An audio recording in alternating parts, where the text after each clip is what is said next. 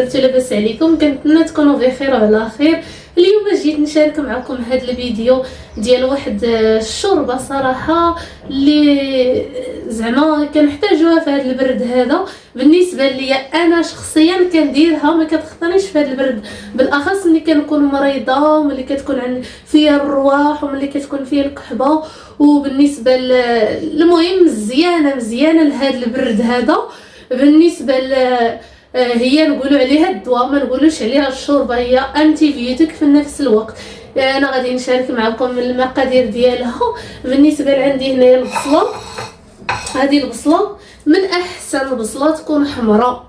انا صراحه ما عنديش البصله حمراء، اي بصله كنستعمل البيضه، كنستعمل الحمراء.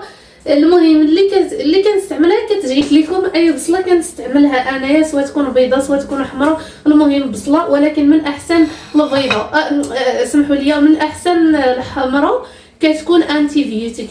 الحمراء زوينه بزاف في علاج الحساسيه، والناس اللي كتكون فيهم الكحبه، الناس اللي فيهم الرواح التبوريشه. صراحه هاد الشوربه هذه زوينه بزاف، ما غتبقاوش تستعملوه الادويه. انا بعدا ما تنستعملش الادويه، هاد الشوربه هذه هي اللي كندير، هي اللي كنلقى عليها راحتي.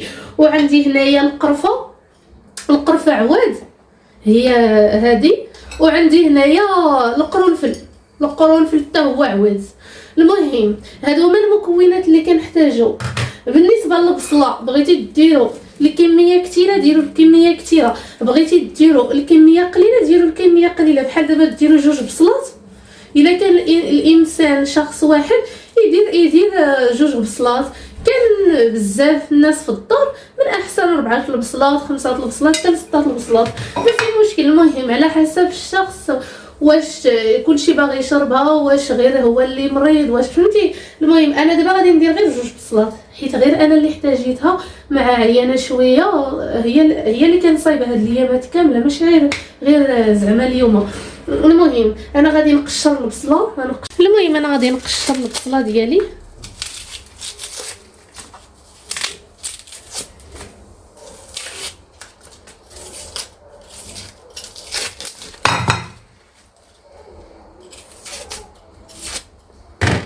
انا غندير 2 بصلات هما اللي غادي ندير، ما غاديش نكثر منها، حيت غير انا اللي كنشربها، ما كيشربوهاش معايا الدار، حيت لحقاش ما انا مريضه شويه ضربني البرد.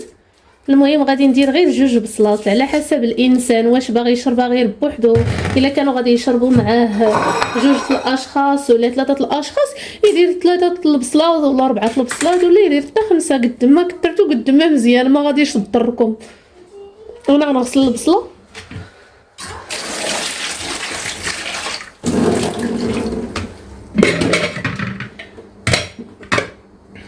غادي ناخذ الكوكوط، غنحط البصله بحال من هكا، ما غاديش نقرضها.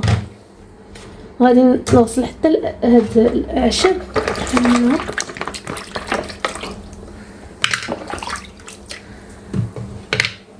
عندي هنا القرنفل، غادي ندير غير كميه قليله، ما غاديش نكثرو. انا غنغسلو.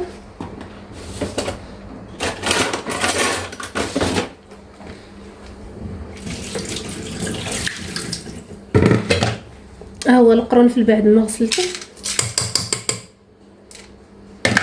وغادي نخوي فيها الماء وغنسدد عليها ونخليها طيب.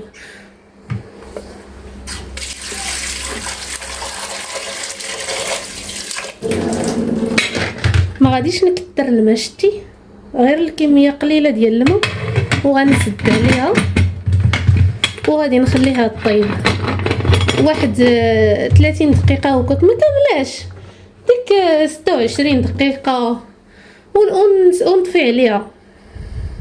المهم هي بعد ما طابت غادي نطفي عليها. ملي كتحسوا بها طابت كتعطي الكوكوط الريحه، ديك الريحه ديال الاعشاب كتولي ريحتهم عاطيه. هنا فين كنعرفوا راها طابت، وني كتشموا حتى ريحه البصله كتشموها طابت. المهم انا غادي نخليها تبرد واحد شويه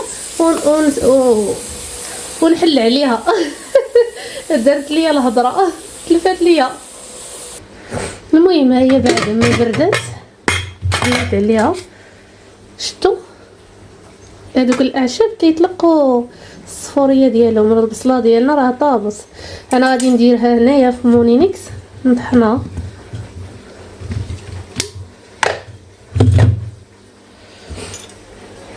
غناخدها بحال من هكا نولحها.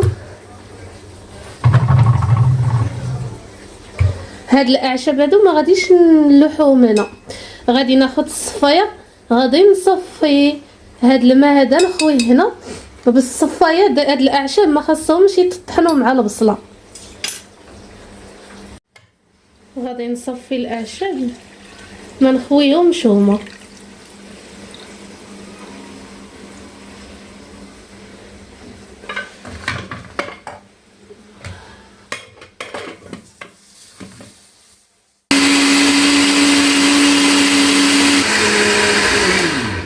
هو دابا بعد ما طحن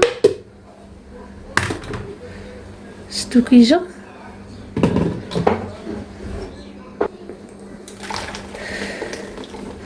ها هي الشوربه ديالنا وجدات. هي هادي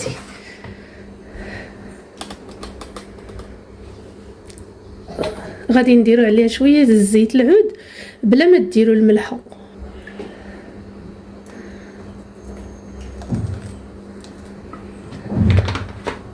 ما هي الشوربه ديالو وجدات كتكون بحال من هكا كتكون سائله. المهم بالنسبه امتى يشربها الانسان ديما ملي يبغي ينعس. ملي يبغي ينعس الانسان تيتعشى كاع ياكل ويسالي يبغي ينعس يسخنها ويشرب منها 2 جبانيات ولا جبانيه داكشي اللي قد عليه يشربو ويمشي ينعس باش تعطي المفعول ديالها. ماشي يشربها ويمشي يخرج ولا يشربها ويبقى يدور في الدار ولا. المهم يشربها يمشي ينعس باش هي تعطي المفعول ديالها وتعرق الانسان باش تخرج منه كاع داك الفيروس وتسخن ليه عظيماته. المهم هذا هي طريقه الاستعمال ديالها. تشربيها وتنعسي ما تخرجي ما تشربيهاش وتبقاي تدوري في الدار. ضروري تشربيها وتنعسي. هذه هي طريقه الاستعمال ديالها. يعني كنتمنى ان شاء الله تعجبكم. نتلاقى معكم في فيديو جاي ان شاء الله باذن الله. السلام عليكم.